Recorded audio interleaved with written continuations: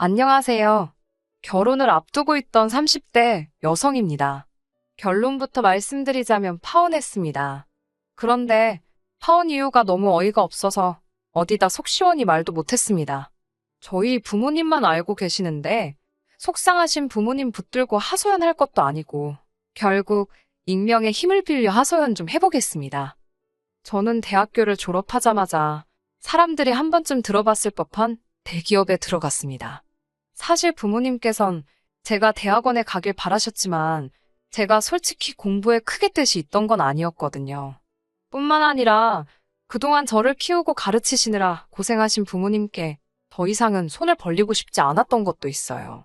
그저 하루빨리 그 깊은 은혜에 보답해드리고 싶은 마음이 컸지요. 게다가 저희 집이 부족하진 않았지만 그렇다고 경제적으로 풍족한 상황도 아니었습니다. 그런 와중에도 하나뿐인 딸인 제가 뭘 배우고 싶다, 해보고 싶다 하면 어떻게든 기회를 주신 부모님이셨어요. 부모님에게 받은 큰 사랑을 이야기하자면 정말 끝도 없겠네요. 아무튼 그래서 저는 계속해서 공부를 하는 대신 좋은 회사에 들어가야겠다고 진작부터 생각하고 있었고 다행히 목표를 이룰 수 있었습니다. 대기업에 입사를 하자마자 이후에는 열심히 회사 생활을 하다가 나이 40이 되기 전 제 사업을 차려야겠다는 새로운 목표도 세웠고요. 제 성격이 일단 뭔가 해야겠다고 마음을 먹으면 마치 경주마처럼 그것만 보고 달리거든요. 직장 생활도 다를 게 없어지요. 덕분에 친구들과의 여행, 연애 같은 건 잊고 살았던 것 같아요. 그렇게 어느덧 제 나이도 30을 목전에 두게 되었고 주변 사람들은 절 일중독이라고 불렀어요. 그러던 어느 날 평소에도 저를 챙겨주고 아껴주던 회사 선배 언니가 보다 못하겠던지 그렇게 살지 말라며 소개팅을 주선해 주었습니다. 솔직히 내키지도 않았고 당황스럽기까지 했지만 언니 마음이 고마워서 거절하지 못했달까요? 그렇게 만나게 된 사람이 바로 남자친구입니다. 이제는 파혼한 사이라 사실 남자친구라고 부르기도 어색하지만 편의상 남자친구라고 부를게요. 처음 만났을 당시 전 29살이었고 남자친구는 저보다 3살 많은 32살이었습니다. 나이 때문인지 결혼을 전제로 한 만남은 아니었지만 그렇다고 분위기가 가볍지만도 않았네요. 처음 만났을 당시 저희 둘은 비슷한 수준의 회사를 다니고 있었습니다. 하지만 남자친구는 재수했지, 군대 다녀왔지, 그리고 취업 준비를 하느라 휴학도 했지. 덕분에 나이만 많았지 오히려 저보다 졸업이 늦었고 그렇다 보니 저보다 회사 생활도 늦게 시작했더라고요. 그래서 연봉은 제가 조금 더 높았네요. 아무튼 그런 조건과 별개로 남자친구는 써글써글한 외모의 젠틀한 매너를 가지고 있었습니다. 성격도 크게 모난 구석은 없는 것 같았지요. 그래서 연애 경험이 한 번밖에 없다고 했을 때 하마터면 저한테 거짓말을 하고 있다고 오해할 뻔했네요. 사실 말하기 쑥스럽지만 저 역시 제대로 된 연애는 해본 적이 없었습니다. 한마디로 둘 다 나이만 먹었지 연애에 서툴었어요. 그래서 처음에는 별것도 아닌 일에 다투기도 했고 잡음도 있었고요. 하지만 서로 양보하고 맞춰가며 인연을 만났습니다. 그 무렵 소개팅을 주선해 주었던 선배 언니가 결혼을 하게 되었습니다. 언니 역시 저 못지않게 이욕심이 많은 사람이었는데 그런 언니가 결혼을 하니까 제 마음도 왠지 싱숭생숭하더라고요. 불현듯 제 나이가 벌써 31살라는 생각을 하게 되었고 시간이 이렇게 빨리 흘렀구나. 새삼스레 주변을 둘러보니 이미 몇몇 친구들은 좋은 사람을 만나 시집을 갔고 심지어 아이까지 키우고 있는 친구들도 여럿이었습니다. 저는 왠지 모를 조급함이 들기 시작했지만 자존심 때문에 먼저 결혼 이야기를 하고 싶지는 않았어요. 그래서 처음엔 유치하지만 장난처럼 결혼에 대해서 운을 띄웠지요. 하지만 남자친구는 눈치를 못 챈 건지 아니면 의도적으로 모르는 척하는 건지 얼렁뚱땅 제 말을 별거 아닌 일처럼 치부하고 넘기기 일쑤였습니다. 결국 참다 못한 제가 남자친구에게 확실히 방향을 정해달라고 했어요. 저와 결혼을 생각하고 있는 건지 그게 아니라면 놔달라고요. 그제서야 남자친구는 기다리게 해서 미안하다며 저에게 프로포즈를 해왔습니다. 그렇게 결혼 준비가 하나씩 시작되었어요. 전에는 남자친구라는 사람에 대해서만 알았지만 결혼을 하자고 마음을 먹으니 남자친구의 가족은 어떤 사람들인지 남자친구는 어떤 가정에서 자랐는지 궁금한 것도 확인해야 할 것도 많더라고요. 서울에서 태어나 지금까지 부모님과 떨어져 본 적 없는 저와 달리 남자친구는 혼자 15년째 자취를 하고 있어요. 한편 남자친구의 부모님께선 차로 1시간 반 정도 떨어진 곳에서 살고 계셨는데 그 근처에서 반찬 가게를 운영하신다 들었지요. 장사가 어느 정도 되었는지는 잘 모르겠네요. 결혼 이야기가 나오기 전에는 그런 이야기까지 궁금하지 않았던 게 사실이고 결혼 이야기가 나온 후에는 괜히 제가 돈 때문에 물어보는 것처럼 보일까봐. 돈 이야기가 나왔으니 말이지만 결혼 이야기가 오가면서 시쳇말로 서로 주머니 사정도 오픈을 했어요. 저는 당시 모아둔 돈이 7천 정도 있었고 남자친구는 3천이 있었습니다. 그리고 남자친구는 할부가 끝나지 않은 차를 한 대 소유하고 있었고요. 저와 만나기 전 주변 친구들이 자동차는 좋은 거 타야 된다고 꼬셔서 얼떨결에 외제차를 뽑았다고 하더라고요. 그래서 한 달에 차값으로만 나가는 돈이 100만 원 가까이 되었습니다. 이 부분에 있어서는 솔직히 너무 이해도 안 되었고 마음에 들지 않았지만 저와 알기도 전에 있었던 일이니 제가 남자친구를 탓할 만한 상황이 못 되었네요. 남자친구는 어머님 아버님과도 좋은 관계를 유지하고 있었습니다. 남자친구도 저와 마찬가지로 외동이라 그런지 남자친구에 대한 어머님의 정성이 대단하셨지요. 게다가 덜어져 살아서인지 어머님께선 한 달에 한 번 내지 2번은 꼭 남자친구 자취방에 찾아오신다 들었습니다. 국이며 반찬이며 챙겨오셔서는 청소까지 구석구석 싹 해주고 가시신다고요. 사실 그 이야기를 들은 이후로는 남자친구 자취방에는 아예 출입을 하지 않았습니다. 저희 부모님 세대만 하더라도 남녀가 서로 집에 드나드는 거에 대해서 불편해하시는 분들이 많잖아요. 괜히 저에 대해서 색안경을 끼실까봐 나름대로 행동에 신경을 많이 썼습니다. 하지만 제가 아는 건 이 정도가 전부였고 실제로 어머님 아버님을 직접 뵌 적도 없고 대화를 나눠본 적도 없었어요. 그래서 어머님 아버님과 식사 자리를 갖게 되었습니다. 지금도 다시 생각만 해도 구역질이 올라오네요. 어쨌든 처음으로 인사를 드리러 가는 자리였기에 뭘 사갈까 고민을 많이 했어요. 그러다 미리 주문해야만 먹을 수 있다는 케이크를 사가게 되었습니다. 어차피 식사하고 나면 디저트가 필요할 테니까 다 같이 먹으면 되겠다는 생각이었지요. 남자친구가 원래 달달한 디저트류를 좋아하기도 했고요. 그렇게 남자친구 집에 도착하니 어머님께서 드디어 만나본다며 너무 다정하고 따뜻하게 저를 반겨주셨습니다. 사실 시집살이라던가 고부 갈등에 대해 안 좋은 이야기를 많이 들어서 긴장을 꽤나 한 상태였거든요. 하지만 어머님의 환영 덕분에 제 마음속 걱정이 눈 녹듯 사라지는 것 같았네요. 그렇게 집 안으로 들어선 뒤 케이크를 어디다 둘까 하다가 조심스레 냉장고를 열었습니다. 그러자 순간 알 수 없는 악취를 맡게 되었어요. 전 솔직히 앞서가던 남자친구가 방구라도 낀 건가 싶었지요. 하지만 냉장고 속을 보니 그 이유를 알만했지요. 반찬들은 뚜껑도 없이 들어가 있질 않나. 언뜻 보기에도 상한 과일들도 보이고. 그때 어머님께서 저더러 상차림을 좀 도와달라 하셨습니다.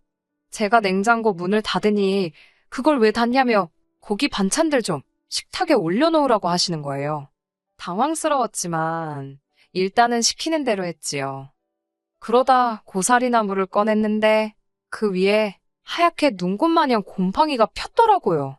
제가 어머님께 이건 버려야 할 것 같다고 보여드리니 이건 덜어내면 된다며 이 고사리가 시골 어디서 누가 보내준 귀한 거라며 이따 저도 좀 챙겨주신다고 하셨습니다. 저는 일단 떨떠름한 표정으로 표정이 어땠을지 모르겠네요. 아무튼 감사하다고 말씀드렸지요. 어머님께선 하나밖에 없는 아들이 며느리감을 데려온다고 해서 너무 좋으셨다며 갈비찜도 하고 전도 하셨다고 그러더라고요. 제가 뭐라고 이렇게까지 하셨나 싶어서 너무 감사했어요. 어머님은 이제 거의 다 되었다며 저더러 거실에 가서 남자친구랑 같이 앉아있으라고 하셨습니다. 제가 좀 더 도와드리겠다고 했지만 괜찮다고 하시더라고요. 그리고 비로소 긴장이 좀 풀리면서 남자친구의 집을 둘러보게 되었습니다. 남자친구의 집 구조가 특이해서 들어오자마자 부엌이었고 부엌을 가로질러야 거실에 갈 수 있었거든요. 거실은 이렇게 표현해도 될지 모르겠습니다만 한마디로 정신이 하나도 없었습니다. 일단 크고 작은 화분들이 한쪽 벽을 가득 채울 만큼 늘어져 있었는데 문제는 대부분이 죽어 있었다는 거지요. 누렇게 뜨고 마른 잎들이 간신히 매달려 있는 화초들이 즐비했습니다. 게다가 초록빛 곰팡이가 잔뜩 끼어 있는 대형 어항도 볼만하더군요. 당연히 그 안에는 물고기도 없었지요. 아무튼 한번 그런 것들이 눈에 들어오기 시작하니까 저도 모르게 자꾸 다른 것들도 관찰 아닌 관찰을 하게 되더라고요. 곧이어 때가 탄 건지 색이 바랜 건지 알 수 없는 커튼이 눈에 들어왔고 그제서야 저는 제가 끌어안고 있던 쿠션을 보게 되었습니다. 하마터면 소리를 지를 뻔했어요. 이건 마른 핏자국인지 아니면 오래된 커피 자국인지 알 수 없는 진한 갈색의 얼룩이 듬성듬성 있었으니까요. 남자친구가 놀란 저를 보더니 대수롭지 않다는 듯 자기 거랑 바꿔줄 거냐입니다. 제가 괜찮다 하니까 뒤집어서 안고 있으라고 했던 것도 같아요. 갑자기 괜히 몸이 근지럽고 솔직히 찝찝하더라고요. 그래서 손이라도 씻고 올까 싶어 화장실로 향했습니다. 화장실은 제가 온다고 치우기라도 하셨는지 거실에 비하면 양반이었습니다. 하지만 손을 씻고 물기를 수건에 닦으려는 순간 거의 토할 뻔했네요. 걸려있는 수건에서 걸레 냄새가 났으니까요. 제가 절대로 비위가 약한 사람이 아닙니다. 웬만한 대화 주제로도 끄떡없는 사람이거든요. 결국 저는 대충 손을 털고 나왔습니다. 인사드리는 날이라고 백화점 고급 브랜드에서 연분홍 투피스까지 사입고 온 제 자신이 우스울 지경이었네요. 아무튼 그렇게 거의 소파에 엉덩이를 걸치듯 앉아 있었습니다. 어머님이 쉬라고 해서 앉아있던 거지만 왠지 가시방석처럼 편하진 않았어요. 아버님은 저더러 똥 마려운 강아지 마냥 왜 그러냐고 농담을 던지셨지만 그런 농담이 당황스럽고 재밌지도 않았던 전 어정쩡하게 웃어 보였지요. 어느덧 어머님께서 식사 준비가 다 되었다 하셨고 그렇게 저를 포함한 모두가 식탁에 둘러앉았습니다. 집의 상태와 달리 모든 음식은 정갈하게 담겨져 있었고 냄새도 좋았어요. 반찬 가게를 하신다더니 역시 솜씨가 좋으신가 보다고 속으로 생각했지요. 하지만 그런 생각도 잠시. 저는 어머님의 행동에 다시 한번 크게 놀라고 말았습니다. 어머님께선 국이 간이 잘 됐나 혼잣말처럼 말씀하시더니 수저로 간을 보시더라고요. 좀 싱겁다 하시더니 맛소금을 어머님 입에 넣으셨던 수저에 덜어서 그대로 국이 들어있는 냄비로 직행이었습니다. 어머님께선 당신 입으로 쪽 빨았던 수저로 온 가족이 먹어야 할 국을 휘휘 젓고 계셨지요. 아버님이나 남자친구는 익숙해서 그런지 별로 놀란 기색이 아니었지만 저는 어쨌든 남이잖아요. 비위가 너무 상하더라고요. 하지만 저도 남자친구와 결혼을 하고 싶어서 인사를 드리러 온 입장인데 정색을 할 수도 없고 그렇다고 어머님께 뭐라 할 수도 없어서 그냥 아무 말도 못했습니다.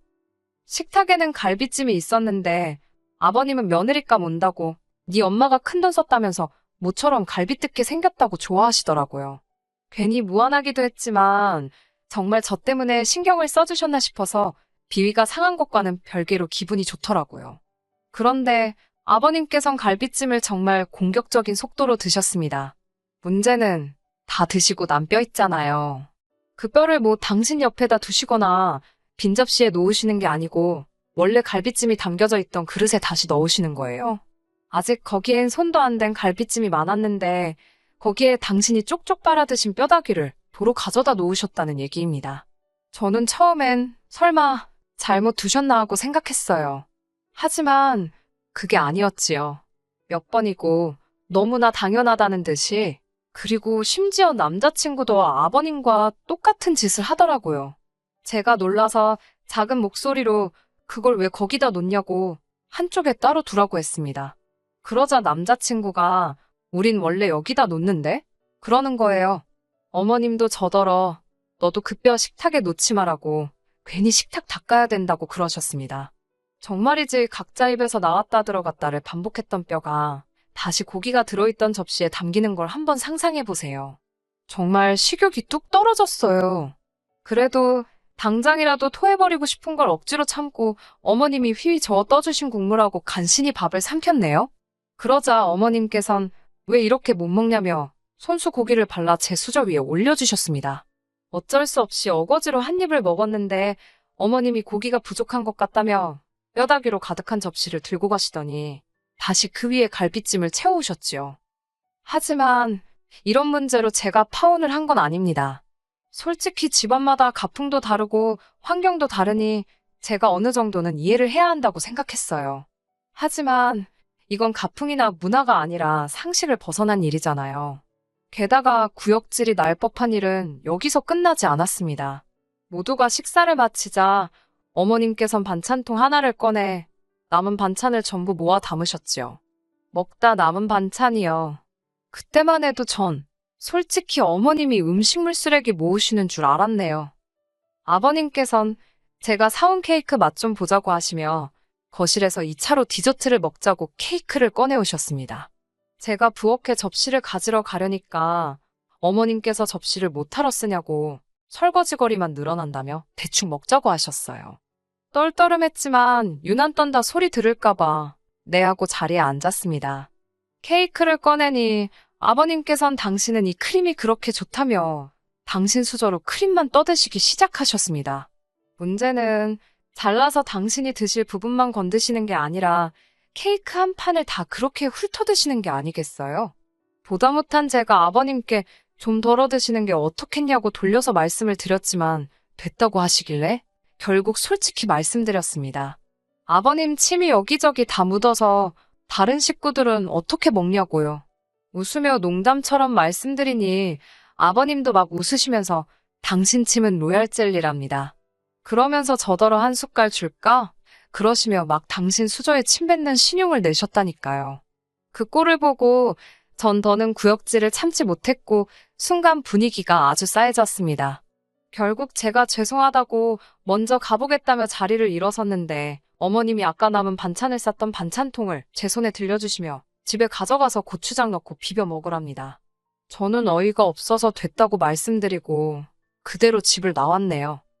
밖에 나와 찬바람을 쐬니 속이 좀 가라앉는 것 같기도 했고 이제 슬슬 큰 길로 나가 택시를 잡으려고 했는데 남자친구가 뒤따라 나왔더라고요. 손엔 그 짬밥통을 챙겨들고 말이지요. 전 남자친구가 제가 걱정이 돼서 나온 줄 알고 괜찮다고 했는데 자세히 보니 남자친구 표정이 울그락불그락 장난이 아니었습니다. 저더러 지금 이게 무슨 행동이냐고 다짜고짜 소리를 지르길래 저도 황당해서 아니 오빠야말로 왜 소리를 지르냐고 받아쳤어요. 그러자 남자친구는 누가 됐건 자기 부모님한테 무례한 건 못 참는답니다. 어이가 없어서 내가 무례하긴 뭘 무례했냐고 솔직히 너무 비위생적이고 비상식적이라 참다 못 참고 뛰어나온 건데 오빠 눈엔 저게 정상으로 보이냐고 물었습니다. 그러자 남자친구가 한다는 말이 한 집안 식구들끼리 뭐가 비위생적이냐며 아주 악다구니를 쓰더라고요. 아니 전 솔직히 말해서 남자친구가 왜 그렇게 격분을 한 건지 파혼한 지금도 이해가 안 됩니다. 차라리 남자친구가 자기 부모님이 절 너무 편하게 생각하셔서 실수를 하신 것 같다 미안하다라고 말했으면 저도 내가 좀 더 참았어야 하는데 어른들이 민망하진 않으셨을지 걱정이다는 식으로 대화가 마무리되지 않았을까 싶거든요. 하지만 남자친구는 미안하다는 말은커녕 저더러 왜 자기 엄마가 싸준 반찬은 안 가져가냐며 왜 자기 부모님을 무시하냐고 계속해서 억지를 쓰더라니까요. 결국 저도 막판엔 그걸 더러워서 어떻게 먹냐고 오빠나 먹으라고 했습니다. 그러자 어머님 반찬 가게 오시는 손님들은 돈 주고 사 먹고 없어서 못 먹는다며 저더러 꼴값 떨지 말랍니다. 도저히 들을 생각도 없고 논리도 안 통하는 인간한테 떠들어봤자 나만 손해다 싶어서 그래 많이 팔아먹으라고 덕담 한마디 해주고 뒤도 안 돌아보고 집에 왔네요. 제가 이렇게 파혼을 했으니 도대체 어디 가서 이야기를 할 수 있겠어요? 이건 뭐 본격적으로 혼수 예단 이야기를 하다 틀어진 것도 아니고 시부모님 되실 분들은 상식이 없으셨고 아들은 재수가 없었다고 해야 하는 건지 파혼 결정은 제가 일방적으로 했고 그래서 한동안 남자친구에게 연락이 오긴 했었어요. 일평생 그렇게 살아오신 어른들을 바꾸려 들지 말라나 옛날에는 다 그렇게 손으로 나눠 먹고 했어도 그게 정이다 생각하고 살았다나 자기 부모님은 정이 많은 분들이라 그렇다나 별의별 개소리를 다 하던데 그냥 깔끔하게 무시했더니 이제 연락은 없네요. 솔직히 제 인연이 아까워 미치겠습니다. 그렇다고 원망만 하며 시간을 보내기엔 제 인생이 아까워서 오늘 이렇게 마지막으로 털어놓고 더는 기억하지 않으려고 합니다. 똥 밟은 셈 치려고요. 끝까지 들어주셔서 감사합니다. 오늘의 사연은 여기까지입니다. 구독과 좋아요, 알람 설정 부탁드리고 더 좋은 사연으로 다시 찾아뵙겠습니다. 감사합니다.